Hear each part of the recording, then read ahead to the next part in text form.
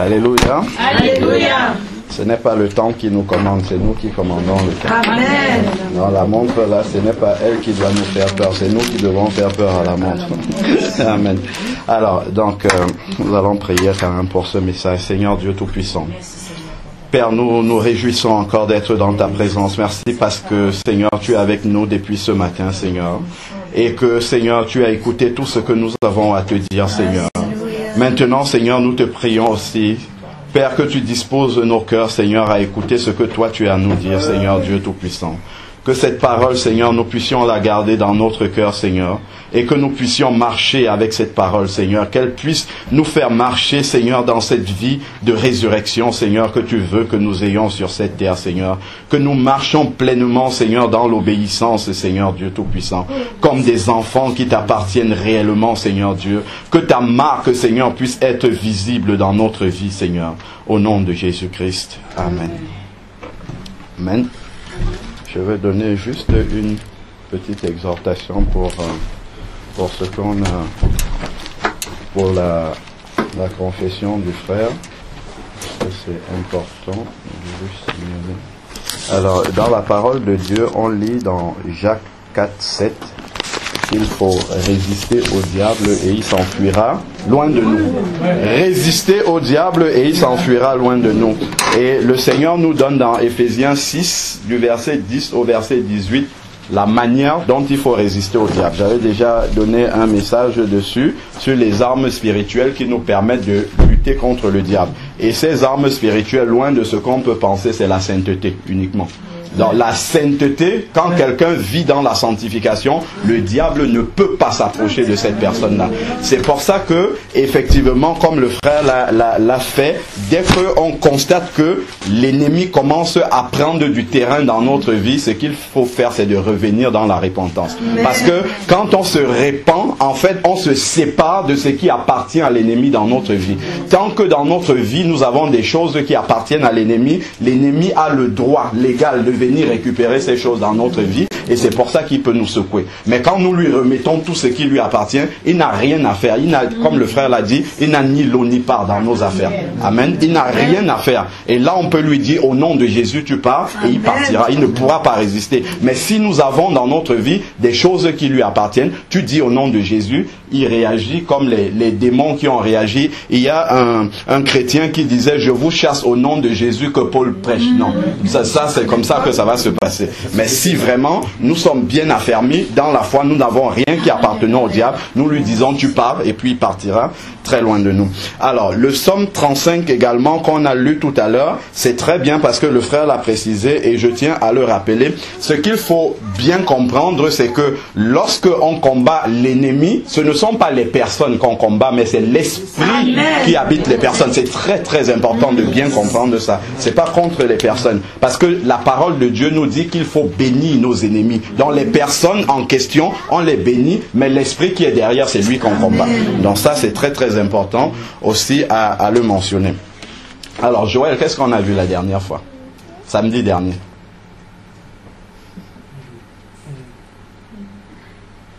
Bon, je vais t'aider.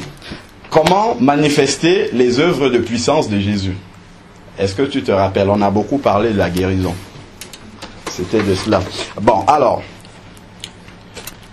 le samedi dernier, on avait vu, on a étudié comment est-ce que nous pouvons, nous en tant que chrétiens, comment nous devons, ce n'est même pas nous pouvons, parce que c'est un devoir, c'est une obligation pour nous de manifester les œuvres de puissance de Jésus, de marcher comme Jésus a marché. Parce qu'aujourd'hui, Jésus n'est plus physiquement sur la terre, mais nous sommes là.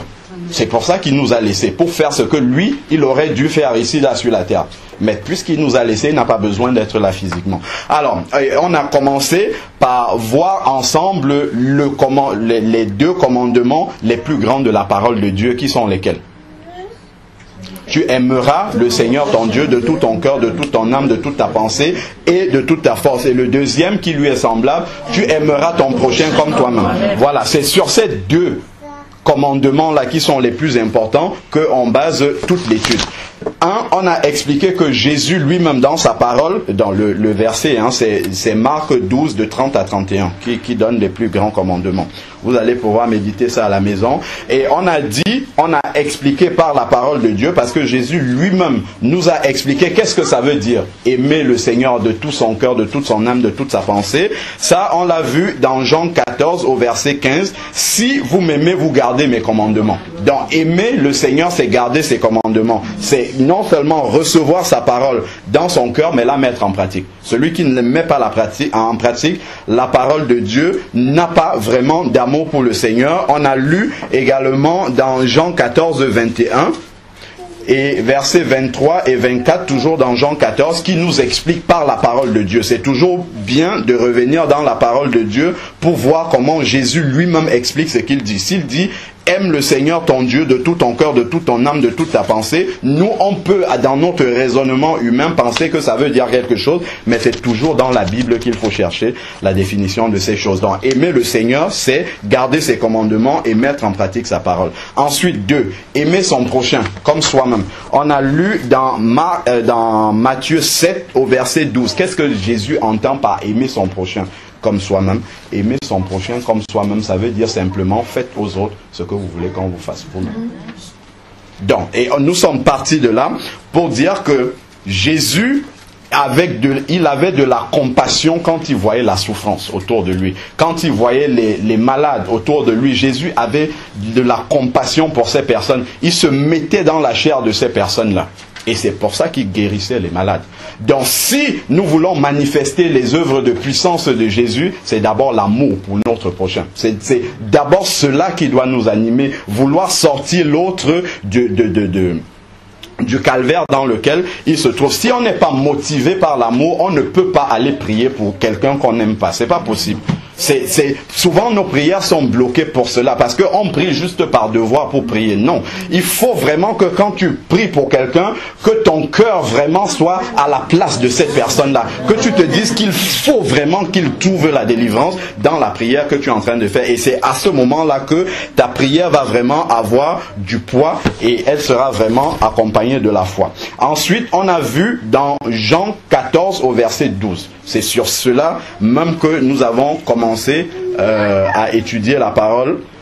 En vérité, Jean 14, 12. En vérité, je vous le dis, celui qui croit en moi fera aussi les œuvres que je fais, et il en fera même de plus grandes.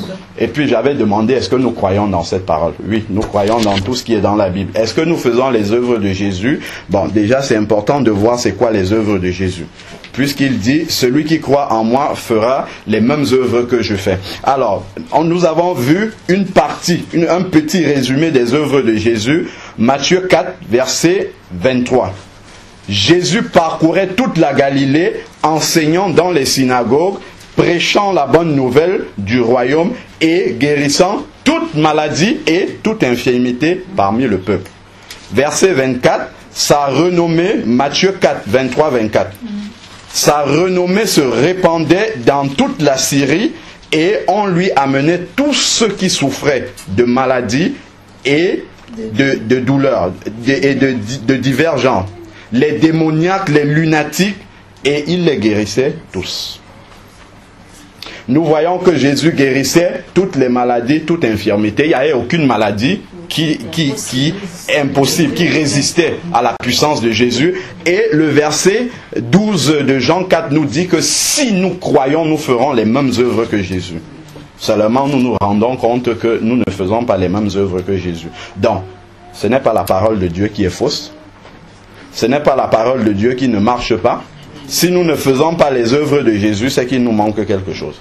Parce que quand nous voyons les apôtres, tout au long du livre des Actes des Apôtres, nous voyons que eux, ils faisaient les mêmes actes, ils faisaient les mêmes œuvres que Jésus faisait.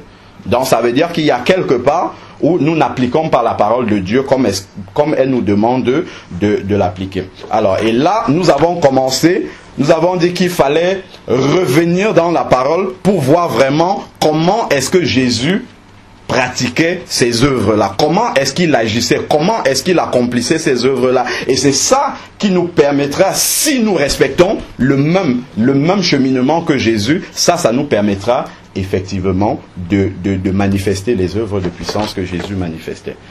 Alors, dans la première chose, c'est pour ça qu'on a commencé d'abord par les 2 plus grands commandements. Si on veut manifester les œuvres de puissance de Jésus, on le fait non pas pour se glorifier, mais parce que c'est Jésus qui nous demande de le faire. Donc, nous obéissons à la parole. 2, si nous le faisons, c'est pour l'utilité commune, pour aider les autres, donc pour manifester de l'amour à notre prochain. C'est pour ça que nous allons faire ces œuvres-là. Alors, donc, on a vu dans Matthieu 4, 23 que Jésus parcourait la Galilée. Pour manifester ces œuvres de puissance-là, il ne restait pas chez lui comme ça, on lui apportait les malades et il les guérissait. Pas du tout. Si nous restons dans l'église, nous n'allons jamais voir ça. Il parcourait la Galilée, c'est-à-dire qu'il allait vers la souffrance. Il allait trouver les malades. Quand il allait par amour pour ces personnes qui étaient perdues, là, on lui amenait les malades et il les guérissait. Donc ça, on doit déjà le comprendre. Donc nous devons avoir suffisamment d'amour pour les autres, pour ceux qui sont perdus, pour aller vers eux, comme Jésus partait. Et c'est quand on est dans cette dynamique d'aller vers les autres par amour, parce qu'on veut les sauver, à ce moment-là, Dieu agit. Aujourd'hui, les miracles, comme on l'entend, les guérisons, sont tellement rarissimes dans notre génération. Pourquoi? Pas parce que la puissance de Dieu a disparu. La Bible nous dit que Jésus est le même hier, aujourd'hui, éternellement. Les mêmes miracles qui sont dans la Bible peuvent s'accomplir aujourd'hui, mais c'est nous qui les bloquons parce que nous n'appliquons pas la parole de Dieu telle qu'elle est. Nous attendons que les miracles viennent nous trouver alors que Jésus dit allez et moi je suis avec vous tous les jours jusqu'à la fin du monde. Et les quelques miracles, les quelques guérisons que l'on voit en général, ça se passe comment? C'est quand un missionnaire se déplace quelque part. Donc lui, il va vers les autres et Dieu l'accompagne.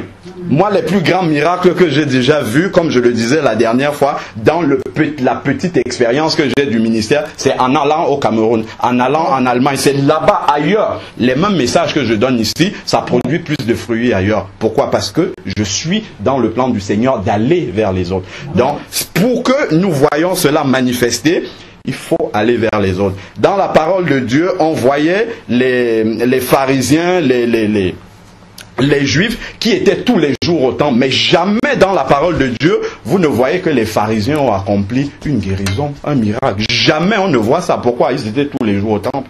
Ils étaient tout le temps sur place. Ne bougez pas. Donc la parole de Dieu nous dit qu'il faut aller vers les autres si on veut manifester les œuvres de puissance de Jésus. Ensuite, pour que la guérison arrive, il est nécessaire également, qu'il a dit, celui qui croit. Donc, il est nécessaire qu'il y ait la foi. Souvent, quand nous prions nous-mêmes par notre propre bouche, on annule la prière qu'on vient de faire. Prions avec foi. Quand tu pries, tu dois, il dit, ce que vous demandez dans la prière, croyez que vous l'avez obtenu et vous le verrez s'accomplir. Donc quand tu pries, dans ta tête, tu dois te dire que ça va s'accomplir. Tu n'as même pas à raisonner pour dire Dieu peut faire autre chose. Après, Dieu reste souverain. S'il veut faire autre chose, il fera. Mais ce n'est pas à toi de dire que peut-être si Dieu veut, il va le faire. Ça, c'est le diable qui agit comme ça pour nous faire douter. Même si Dieu reste souverain. Mais nous n'avons pas à raisonner sur ce que Dieu va faire. Ce que Dieu va faire pour nous, c'est qu'il va guérir. C'est qu'il va accomplir ce qu'il a dit dans sa parole. Parce que Dieu ne peut pas nous envoyer prier pour les malades, imposer les mains aux malades s'il ne veut pas les guérir. Ça n'a pas de sens. Ça n'a pas de sens. Donc, il faudrait que quand je prie pour un malade, je prie pour un paralytique, que je le vois déjà debout devant moi. Il ne faut pas que je commence à me dire, et si Dieu, est-ce que Dieu veut vraiment? Non, Dieu veut guérir. Il veut guérir. Donc, c'est dans ce sens-là que nous devons aller prier pour les gens. Ensuite, Romains 10, 17 nous dit, la foi vient de ce qu'on entend. Ce qu'on entend vient de la parole de Dieu. Si je vais prier pour un malade, si vous allez prier pour un malade, prenez toujours la peine de lui parler du Seigneur avant. Annoncez-lui la parole de Dieu. Il faut que vous ayez quelques versets dans la Bible à lui dire pour que ça produise, pour que ça stimule sa foi. Il faut lui annoncer l'amour de Dieu. Et il ne faut pas simplement venir comme ça et verser des paroles. Non, il faut lui parler d'abord du Seigneur et ensuite, c'est ce qu'on voit. Jésus enseignait partout et ensuite il guérissait les malades. Donc il donnait d'abord la parole, ça produisait la foi et ensuite il accomplissait le miracle. Donc même dans nos prières pour les malades, il faut que les paroles qui sortent de notre bouche pour prier pour les malades, il faut qu'il y ait des versets bibliques dedans. Parce que c'est la parole de Jésus qui guérit et non la nôtre. Donc, au milieu de nos paroles, il faut ramener également les versets bibliques, les paroles que Jésus lui-même prononçait, que nous avons dans la Bible. Il faut que ça sorte de notre bouche quand nous prions pour les malades. Il faut que nous confessons cette parole, parce que c'est la parole de Jésus qui a cette puissance de guérison. Donc nous avons des paroles, par exemple, comme dans Marc 16, 17, voici les miracles qui accompagneront ceux qui auront cru en ton nom. Donc nous rappelons au Seigneur qu'il nous a donné ce pouvoir d'imposer les mains aux malades. Si nous sommes là, c'est pas parce que nous voulons, mais c'est parce que le Seigneur nous demande d'aller faire ce travail-là. Luc 10, 19, vous avez reçu le pouvoir de marcher sur les... Il faut le dire pour déjà être en confiance que c'est pas nous qui faisons, mais le Seigneur nous a mandaté pour le faire. Amen. Souvent, nous sommes devant le malade, nous sommes devant la personne, mais au lieu de prier, on commence à se demander, est-ce que réellement la prière va s'accomplir? Est-ce que réellement la personne va guérir? Est-ce que vraiment Dieu veut guérir cette personne? C'est pas à nous de prier de cette manière-là. Et souvent, on se demande, est-ce que vraiment on a le pouvoir de le faire? Seigneur, fais-le. Guérir cette personne, mais Dieu nous a déjà donné le pouvoir de le faire. Il nous a déjà mandaté. Je disais aussi la dernière fois, quand vous voyez un policier en route qui arrête les voitures, quand il a arrêté une voiture, il commence le contrôle tout de suite. Il n'appelle pas d'abord le ministère de l'Intérieur pour savoir est-ce que j'ai le droit d'arrêter. Non, pas. Il sait qu'il a le droit de le faire. Donc, au nom de Jésus, tu ordonnes à la maladie de sortir et la maladie part directement. Il n'y a pas besoin de demander encore, Seigneur, est-ce que vraiment, est-ce que tu veux faire? Non, il veut. Maintenant, il te dit, fais-le. Fais-le, tu as le mandat de le faire. Donc, il faut ordonner, il faut utiliser vraiment cette autorité-là que le Seigneur nous a conférée. Il a dit dans Jean 1, 12, à ceux qui l'ont reçu, il a donné le pouvoir. Comprenez l'autorité de devenir enfant de Dieu. Donc, il nous a conféré, il nous a donné cette autorité-là. Il ne faut pas l'utiliser avec arrogance. On l'utilise toujours sous la direction du Saint-Esprit, mais il faut exercer cette autorité. Il faut l'exercer. Le Seigneur reste souverain dans ce qu'il accomplit, mais s'il nous a envoyé le faire, il sera là également pour confirmer sa parole qu'il nous a donnée par des signes, des prodiges et des miracles.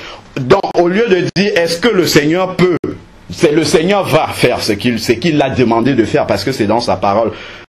Marc 11, verset 24, c'est pourquoi je vous dis tout ce que vous demanderez dans la prière, croyez que vous l'avez reçu et vous le verrez s'accomplir. Ça, ce sont des versets qui doivent être tout le temps dans notre cœur et qui doivent sortir de notre bouche. C'est ça qui chasse l'incrédulité. C'est parce que nous sommes très incrédules. Et souvent, nous lisons dans la parole de Dieu, Jésus a dit au paralytique, lève-toi et marche. Combien de personnes parmi nous, pas moi, même moi, je n'ai jamais fait ça. Est-ce que vous avez déjà dit à un paralytique, lève-toi et marche? À un aveugle, ouvre les yeux. On a peur. On est incrédule. Pourtant, quand on le lit dans la Bible, on dit Amen. On a foi dans ce qu'on fait. Ça veut dire qu'on n'a pas vraiment la foi dans cette parole-là. Je le confesse à ma honte aussi. Hein. On n'a pas vraiment foi. Ce que tu vois quelqu'un faire, c'est parce qu'il croit que cette chose-là va arriver. Si tu ne crois pas dans cette parole, tu ne le fais pas. Donc si on n'ordonne pas au paralytique, lève-toi, ça veut dire qu'on ne croit pas que ça peut arriver. On doit vraiment méditer ces paroles-là pour savoir ce que le Seigneur, le Seigneur veut nous dire au travers de cela. Alors,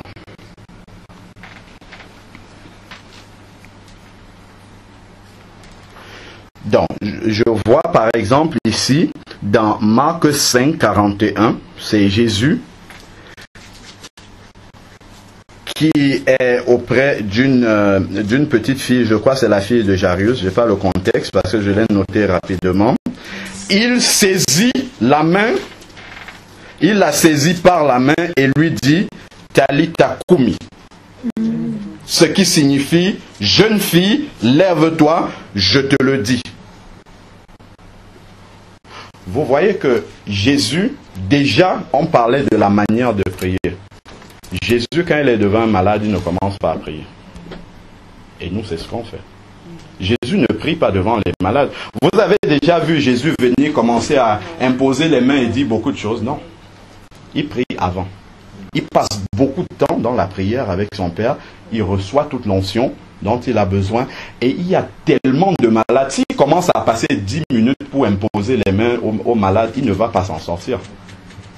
Quand il vient, il est déjà rempli. Le problème, c'est que nous, on arrive devant les malades vides. Et quand on prie, on se remplit devant le malade. C'est pas ce qu'on doit faire. On doit prier avant. Quand tu viens devant le malade, Jésus, qu'est-ce qu'il faisait? Lazare, sort. C'est une parole d'autorité. C'est chargé. Tout ce qu'il a fait avant de la prière, c'est là maintenant que ça sort. C'est juste avec des paroles d'autorité que Jésus chassait les démons, chassait les malades. Il ne passait pas le temps à beaucoup prier pour eux. Ça ne veut pas dire qu'il ne faut pas prier, il faut prier, mais avant. C'est comme ça que même les apôtres agissaient. C'est pas une mauvaise chose de prier, mais il faut qu'on change de méthode. Il faut qu'on entre vraiment. Moi aussi, je prie beaucoup parce que, pourquoi on fait ça? En fait, c'est de l'incrédulité. Vous savez ça? Parce qu'on pense que c'est en prononçant beaucoup de paroles devant la personne que ça agit. Jésus n'a pas besoin de plein de paroles pour accomplir une œuvre. Il n'a pas besoin de beaucoup de paroles. Une seule parole, mais remplie de foi, ça peut détruire tout ce qu'il y a ici. Une seule parole. Puis Jésus, pour créer la terre, Jésus, pour créer la terre, les cieux et tout ce qu'on voit, il n'a pas multiplié plein de paroles, mais c'était des paroles remplies de foi. Vous voyez, il y a une différence de beaucoup de paroles avec de l'incrédulité, un peu de foi, et une seule parole avec la foi. Donc on doit plus passer le temps dans la prière de manière à ce que quand nous sommes devant des événements, c'est là on parle du cas de la maladie, ça peut être autre chose, qu'on ait suffisamment de foi pour ne pas passer le temps à dire beaucoup de choses, mais pour dire des choses mais efficaces, tranchantes. Quand on a dit comme ça, on sait que ça va s'accomplir et on passe à autre chose. Il y a tellement de sujets pour lesquels il faut prier qu'on n'a pas le temps de perdre beaucoup de temps à dire, à multiplier les paroles. On n'a pas besoin de ça. C'est pour ça qu'il faut qu'on change de méthode. Si notre manière de faire ne marche pas, ça veut dire qu'on ne fait pas comme c'est dans la Bible. Donc il faut qu'on revienne à des méthodes qui sont dans la Bible et qui marchent. Amen. Amen. C'est ça, il faut qu'on revienne à des méthodes qui marchent. Matthieu 9, 6. Lève-toi, dit-il au paralytique, prends ton lit et va chez toi. Il ne raconte pas beaucoup de choses, mais c'était des paroles de puissance, des paroles de force. Et il faut qu'on apprenne à faire ça. Si on veut vraiment faire les œuvres de Jésus, il faut qu'on cultive cette foi-là pour arriver à ce stade-là. C'est parce qu'on se voit trop petit qu'on multiplie beaucoup de paroles. Pourtant, Jésus nous a donné l'autorité de le faire. Mais comme on n'est pas suffisamment proche du Seigneur, il dit si vous avez de la foi comme un grain de sénévé, ça veut dire qu'il ne faut même pas énormément de foi, mais seulement on n'a pas réellement la foi dans ces paroles que Jésus nous dit. Il suffit de la foi comme un petit grain de sénévé pour faire déplacer une montagne. Alors,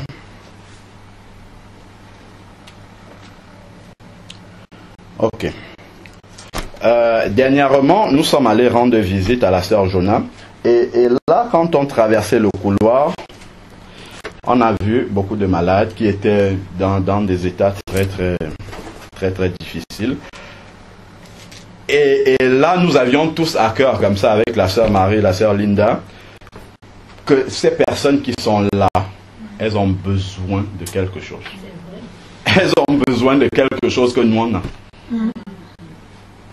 Mais il faut des gens qui vont leur donner ça là-bas. Amen. Donc il faut qu'on revienne vraiment dans le vrai mandat que Jésus a confié à l'Église. C'est d'aller faire les œuvres de Jésus. Et le frère avait dit qu'il faut qu'on aille prier pour les malades. C'est vraiment quelque chose que Jésus a laissé à l'Église. N'attendons pas que les malades viennent nous trouver, mais allons les trouver là où ils sont. Annonçons leur l'évangile et prions pour eux. Parce que c'est quand nous sommes, il dit allez et je suis avec vous tous les jours. C'est quand nous sommes dans le mouvement que Jésus est là. Il faut vraiment, et moi j'avais vraiment à cœur de commencer à prier pour les malades que je rencontre ou bien que j'aille les trouver là où ils sont. Et c'est bien qu'il y ait des frères et des sœurs qui soient aussi déterminés pour le faire. Et dans la même semaine, il y a un frère qui s'occupe du site Source de Vie qui m'a envoyé un lien vers des enseignements sur la guérison divine. C'est donné par un ministère qui forme vraiment dans la guérison divine. Et la formation, c'est pas qu'ils enseignent une nouvelle doctrine, ils rappellent juste les paroles de Jésus, mais seulement le frère a reçu du Seigneur une manière d'expliquer les mêmes versets qu'on a, en revenant vraiment dans les détails. Parce que nous, on passe souvent vite sur les versets, comme les quelques éléments que je vous ai donnés, que Jésus, il ne commence pas à prier pour les malades, il prie avant, et devant le malade, il prononce une parole d'autorité. Le frère rappelle simplement ce type d'éléments que nous avons sous les yeux dans la Bible. Et ça permet à celui qui écoute, qui suit ces enseignements-là, de comprendre à nouveau d'une manière différente la Bible, une manière qui produit la foi dans son cœur, pour qu'il ait suffisamment de foi pour commencer à faire les œuvres de Jésus. Et ce que le Seigneur a mis sur mon cœur, c'est que l'on puisse, dans la matinale, commencer à faire cette formation-là pour la guérison, pour prier pour les malades. Que l'on écoute ensemble ces enseignements, que l'on partage dessus et que l'on prie ensuite pour que le Seigneur produise vraiment, que nous changions, parce que on a déjà l'outil. L'outil, c'est quoi? C'est d'avoir Jésus. Maintenant, il faut savoir comment utiliser Jésus qu'on a déjà. Donc, c'est pas qu'on va aller chercher quelque chose de nouveau, mais il faudrait que le Seigneur nous accompagne vraiment pour que nous puissions écouter ensemble ces enseignements. Il y a une partie en vidéo, il y a une partie en audio. Je ne sais pas comment on va s'organiser. Soit on va mettre des enceintes ici, on écoute ensemble. Parce que moi, en écoutant ça, il y a beaucoup de choses que ça a retourné comme ça dans ma tête. Et il y a des choses que je ne fais pas, dont j'ai peur parce que je n'ai pas suffisamment de foi et qui commencent à se débloquer. Voir quelqu'un dans la rue qui est malade, aller lui dire, je veux prier pour toi. Est-ce que tu veux que je prie? Je prie et je commence à prier pour cette. Avant, je ne pouvais pas faire ça. Mais quand on écoute ce genre d'enseignement et qu'on voit, en fait, ça donne de l'audace dans la foi. Ça nous permet d'avoir plus foi dans ce qu'on lit. Amen. Voilà, c'est simplement ça qui le motive en nous.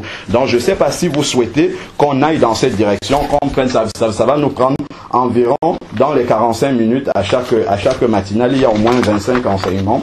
Je vais vous lire rapidement le témoignage de ce pasteur-là.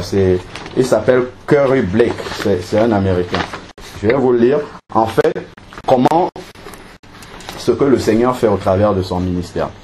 Alors, des milliers, c'est Curry Blake, son nom, des milliers de croyants aux États-Unis et partout dans le monde ont participé aux sessions de formation données par Curry Blake. Plus de 30 000 rapports de guérison sont signalés mensuellement, chaque mois. Sont signalés mensuellement par ceux et celles qui mettent en pratique ces enseignements. Chaque type de maladie ont été guéris et plusieurs morts ont été ressuscités. C'est la même Bible qu'il utilise. Vous allez écouter ces enseignements. C'est pas compliqué du tout. C'est très très très simple ce qu'il dit. Mais seulement, comme on ne fait pas ce qui est écrit et qu'on reproduit seulement de génération en génération ce que les anciens faisaient, on obtient les mêmes résultats que les anciens. Et les anciens n'obtenaient pas des résultats exceptionnels au regard de ce que la Bible dit que nous pouvons avoir comme résultat. Alors, le révérend Blake est actuellement président de l'Association internationale de la guérison, IDHA, qui est un réseau de chrétiens engagés dans la pratique de la guérison divine.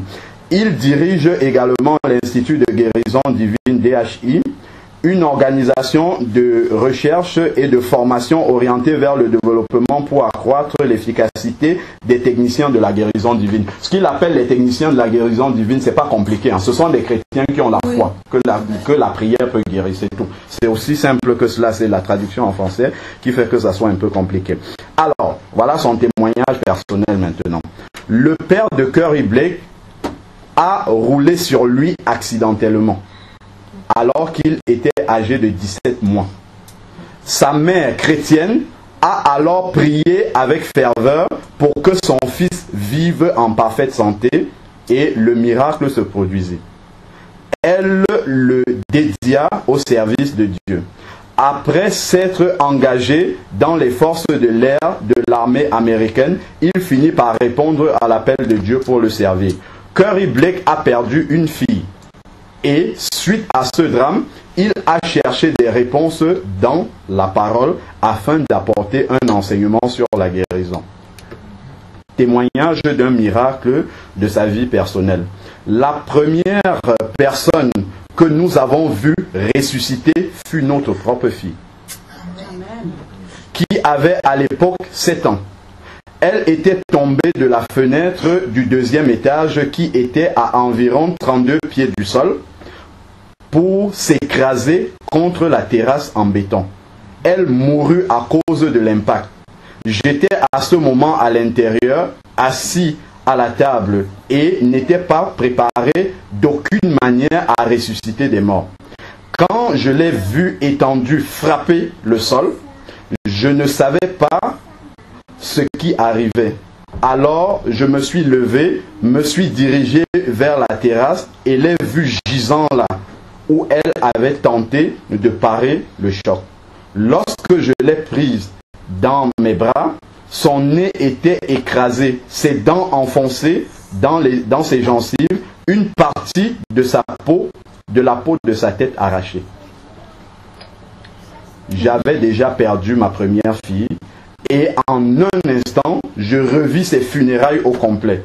Et j'entendis alors une voix qui se mit à répéter: tu es en train de perdre un autre enfant. Tu es en train de perdre un autre enfant. Alors que je pouvais revoir les funérailles et le petit cercueil. Et tandis que cette voix répétait: tu es en train de perdre un autre enfant, je me suis mis à dire d'une voix haute: dans le nom de Jésus, tu vas vivre et non mourir. Amen. Dans le nom de Jésus, tu vas vivre et non mourir. Plus je répétais et plus j'élevais la voix afin d'enterrer cette voix qui me disait que je perdais mon enfant. Je marchais pendant 20 à 25 minutes avec ma fille dans mes bras, criant de toutes mes forces: dans le nom de Jésus, tu vas vivre et non mourir. Finalement, j'entrais dans la maison et la plaçais sur terre, assise contre le mur. Ses bras tombaient de chaque côté, sa tête tombait sur sa poitrine. Alors tout le monde descendit et voyant ce qui arrivait, se mit à paniquer. Je dis alors à ma femme: si tu ne crois pas, sors d'ici. Puis j'appuyais mes doigts contre la poitrine de ma fille. Je répétais encore: dans le nom de Jésus, tu vas vivre et non mourir.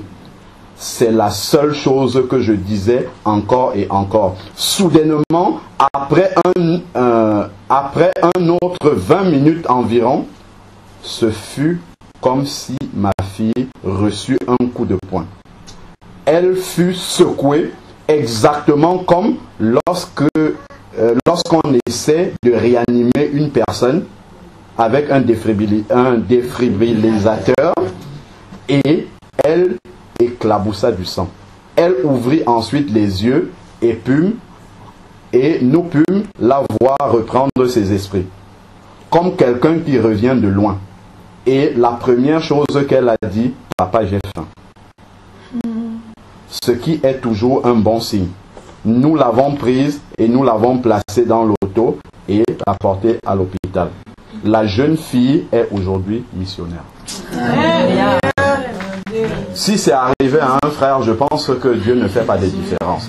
Si nous avons le temps et la patience d'écouter vraiment la voix de Dieu et de pouvoir remettre en question notre manière de faire et essayer de faire en sorte que la vision du Seigneur, nous l'appliquions exactement comme elle est dans la Bible, je pense que les mêmes résultats qu'il a obtenus, Dieu ne choisit pas les gens pour le faire. Amen. Amen. Donc, je propose qu'à partir de la semaine prochaine, qu'on commence à écouter les enseignements de ce frère et que après, tout de suite après, qu'on commence à les appliquer, qu'on aille prier pour les malades et qu'on voit l'œuvre de Dieu s'accomplir tel que c'est écrit dans la parole de Dieu.